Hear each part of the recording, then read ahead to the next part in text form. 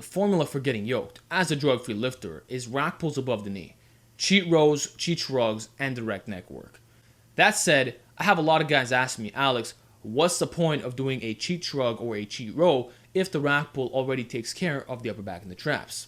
So let me tackle on that question today by sharing with you a little experience that's been happening with me for the past 3 months. Because as you all know, I'm the guy guinea pigging all this shit. I'm the guy testing it for you and perfecting the system. So here's the deal.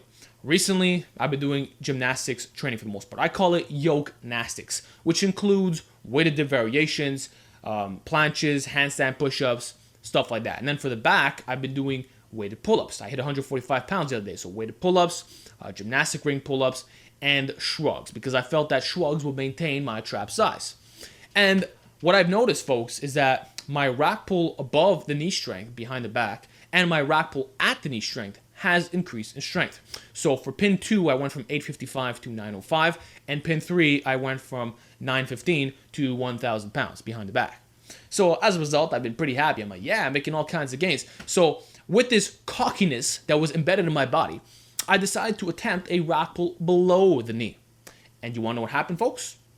I have gotten tremendously weaker at it. I went from 725 to 675. And when that happened, I knew that I was doing something different with my training. So I had to look back at my logs from November, October, December. I had to go in the past. And luckily, I recorded all the shit for you guys on YouTube.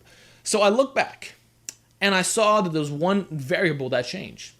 Because as you all know, I'm still doing concurrent periodization. I'm still doing lower back and abs, posterior chain work, all that stuff. So what was the variable that changed? Guess what? I stopped doing cheat rows. I haven't done a cheat row in about 3 months. And that's when it all clicked in my brain. That's when I understood how important cheat rows actually were for overall strength development and the strength in the rack pull lower heights and your deadlift strength. Because let me tell you something else. My deadlift went down in strength. Did not go up, even though I've been doing all these specific movements. And the reason is that I've not been doing cheat rows. It makes total sense. Think about it, right? When you do a cheat shrug, you're going to unrack it from pin 2. You're never going to rack it from pin 1 because that would just be wasting strength. So you're going to unrack it from pin 2. Already that's specific for building the higher rack pulls. And when you shrug, you are using an upright body angle. And if you're using heavy enough weight, that will have carryover to the higher rack heights. But guess what?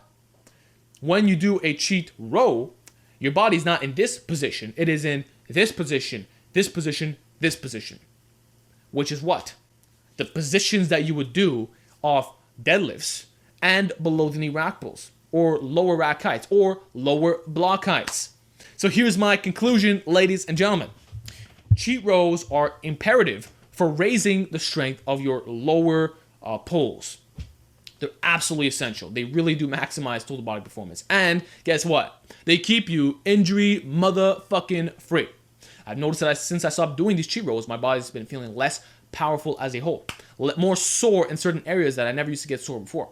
And I know that's because I stopped doing cheat rows. Because cheat rows use a lot of body momentum. It forces you to use a very tight lower back while still throwing off your mechanics in a sense. So it teaches you form that keeps you safe. Similar to how a power clean builds total body explosiveness. Well, the cheat row does the same thing. It teaches you how to roll very fast. It teaches you how to be tight yet loose at the same time. It's the ultimate bringer of general strength. And that's why it's so important that you do in your training. This is why, folks, you need the whole system.